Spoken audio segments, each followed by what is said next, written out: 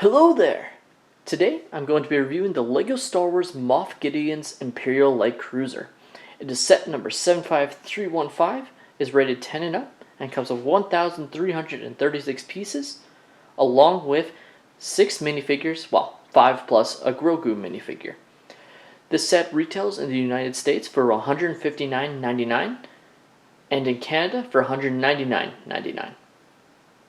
It comes with, for now, some exclusive minifigures in the Dark Trooper, Moff Gideon, and Fennec Shand. So let's just get into this set, starting with the box.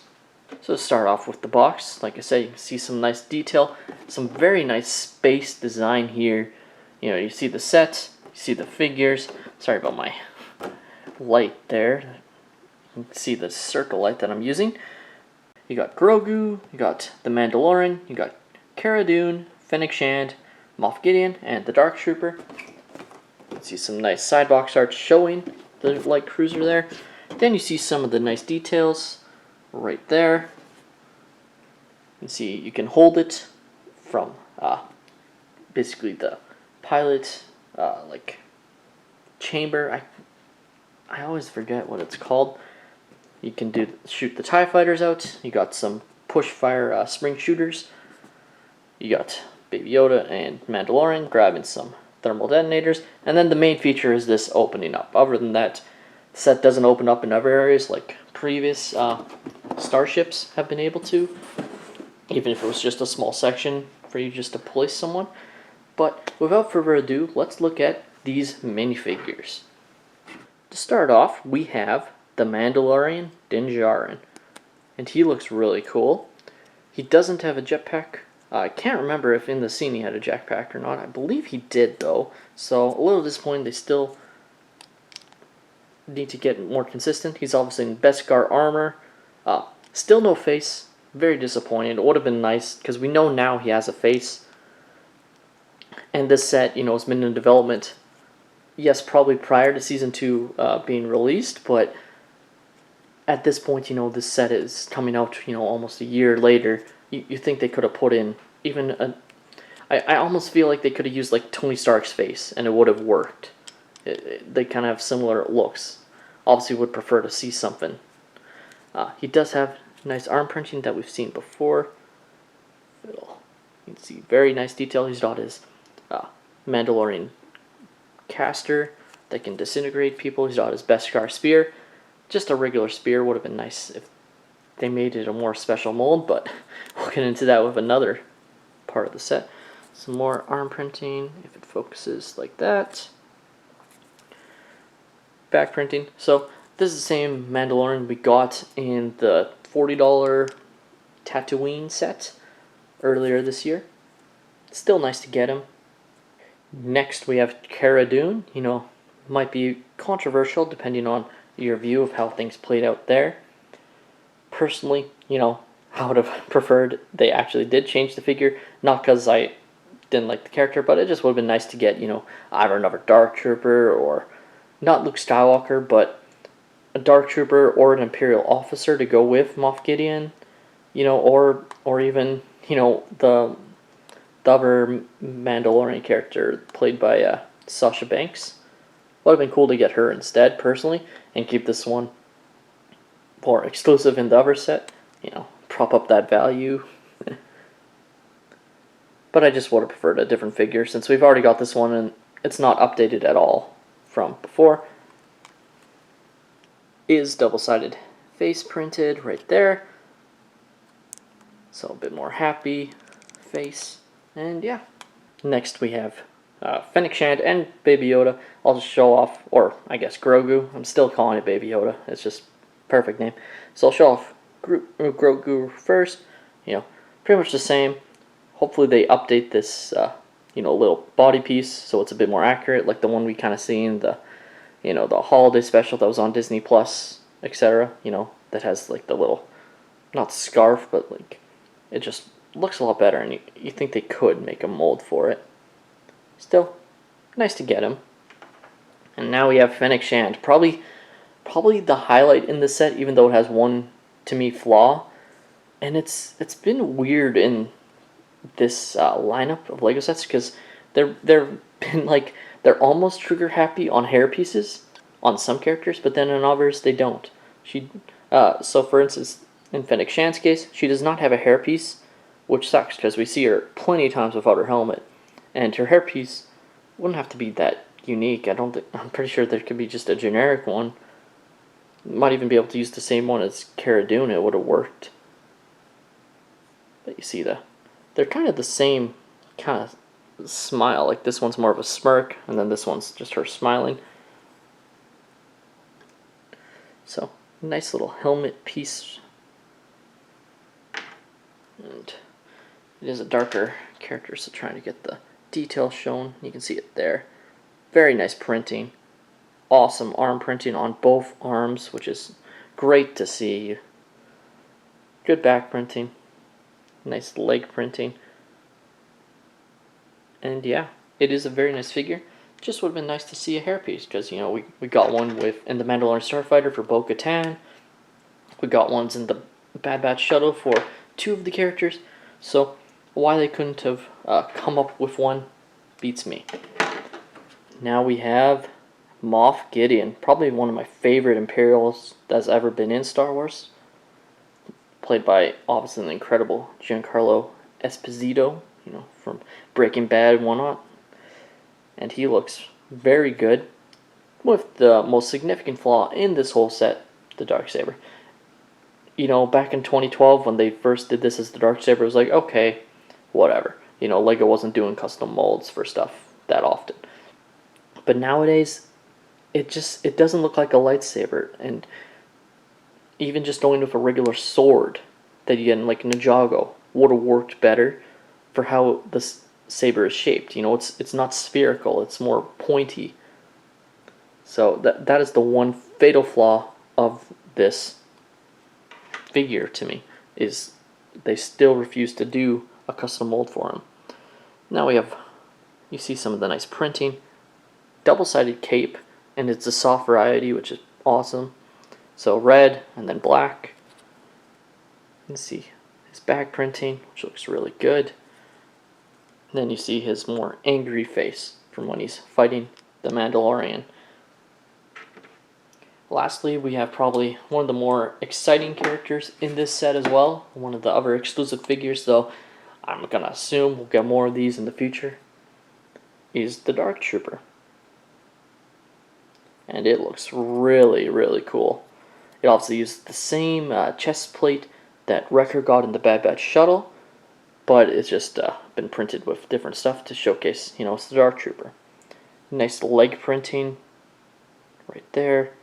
Probably hard to tell, but this is a gunmetal, not black gun, which I like.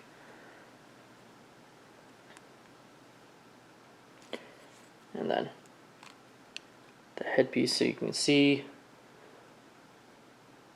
very nice indeed. And then it might be hard to tell with my lighting, but it does have like these silver lines on the back to showcase that it is a robot's head. And then I'll just quickly show the rest of the back printing with this off. Pretty general back printing, but very nice detail.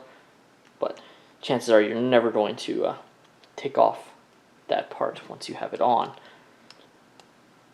So would have been nice to get 2 of these. Honestly, would have preferred a second one compared to the Cara Dune figure, personally, or just have an extra one included, you know. But I'm gonna guess we'll probably get some sort of Imperial battle pack, hopefully in winter. But let's get into the Imperial Light Cruiser. So this set is really, really sturdy. You know, it's not going to fall apart on you. It is very well built. It's got some nice technique inside it. And you see some of the nice detail on the sides. You got these cannons on the side right here. Cannons on the top as well that can swivel 360 degrees. More cannons here.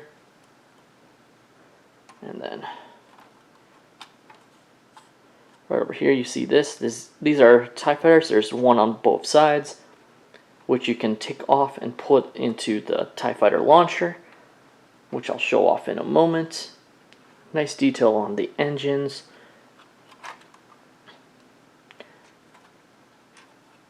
And you can see the other TIE Fighter right there.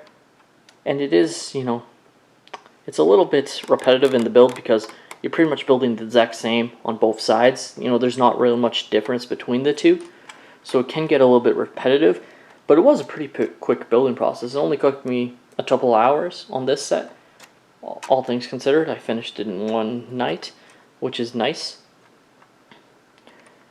Some sticker detail right there to showcase the windows, which is okay. You know, always would love to see when they go out of their way to print pieces like that, but alas, it was stickers.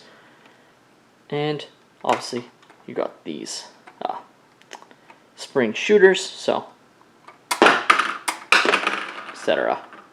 on both sides. So pretty general, but overall very nice detail.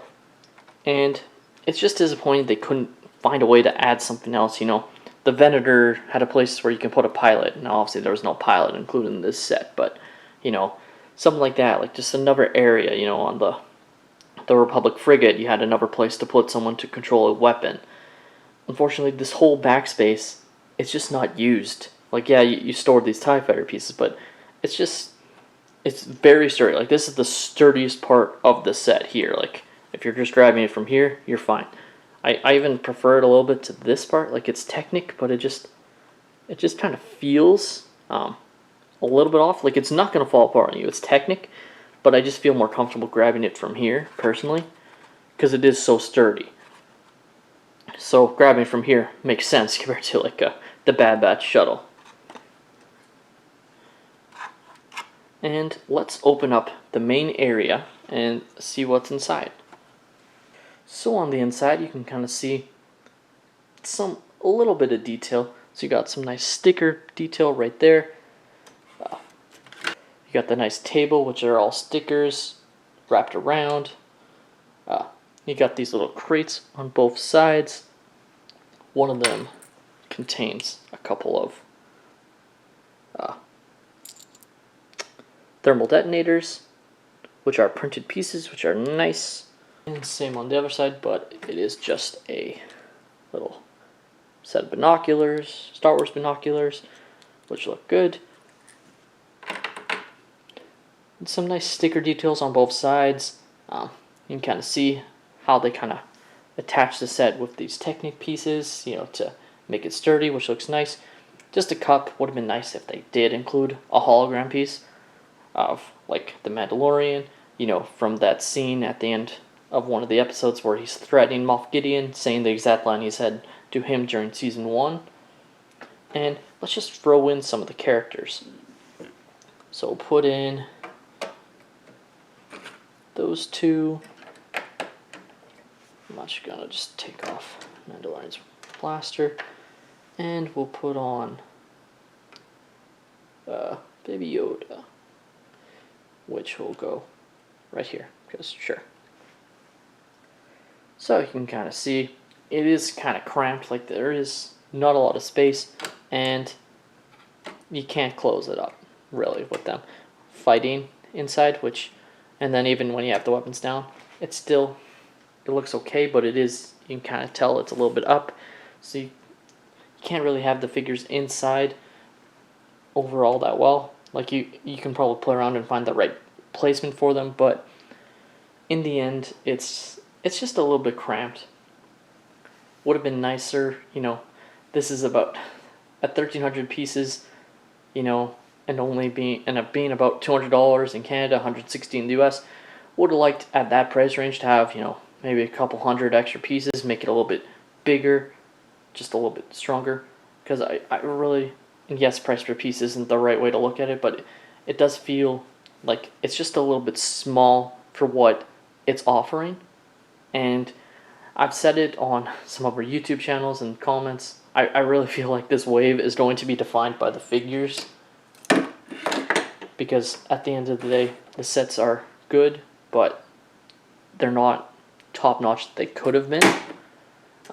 Actually, also on this side, there is an extra spring-loaded missile. So they do give you extra one, which is quite common. Generally, if you get some, you'll get at least one extra, which is good to see. One of the last features that I almost forgot to put in, if I'm being honest with you, is the TIE Fighter launcher. So included in the set are 2 midi-scale TIE Fighters, which look like so. These are a nice printed circular piece to kind of represent the TIE Fighter, windshield, and very small brick built thing. What's nice is they include another one of these, so you can technically create a third one if you want. They don't include extra parts for these plates or this part here, but there is an extra one of this. So if you have these other parts lying around, you can actually create another one of these for like a MIDI scale TIE Fighter. And basically, you just place it right in here. There's this little track area almost, and in the show we see this is how the ships leave. This is their main hangar bay, and you can just reenact that. And it'll just shoot out. Doesn't go very far, it goes a couple centimeters, but it's still a nice little feature that I'm sure kids would love to play around with. But I feel like it still would get old at a certain point. So now let's just get my final thoughts on this set.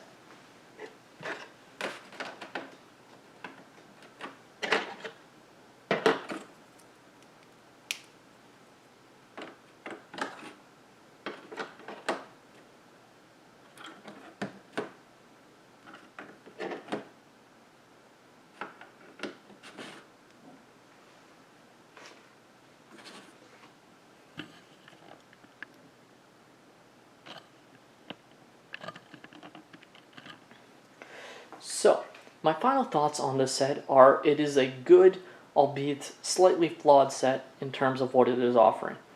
For $200 in Canada and $160 in the United States, it would have been nice had they, gone out of their way to, add some value to the set, have a molded lightsaber or dark saber, include an extra dark trooper, even if that meant sacrificing a character like Cara Dune, because I just feel like that would have turned the minifigures to A+. Because at the end of the day, the Cara Dune figure doesn't really add much since it is exactly the same as the one we got in the ATSD Raider, and the fact that we now know Cara Dune isn't going to be in the show anymore. Are people going to be that interested in acquiring her character in higher amounts? I would say no. I feel like had they included either another of the Mandalorians, I believe her name was Costa Reeves, played by Sasha Banks, or a Dark Trooper, would have enhanced the figures from a B+ rating in my opinion to an A+++. Especially had they, custom molded the Darksaber, or even if they had just, used a sword. And you might get comments saying, well, I'll just take a sword from Ninjago, but that's not the point. They're purposely choosing an inaccurate weapon because it's not a lightsaber. It doesn't have a lightsaber hilt. It doesn't look like a lightsaber when it is ignited. It's just meant to be a more of a sword samurai-like look.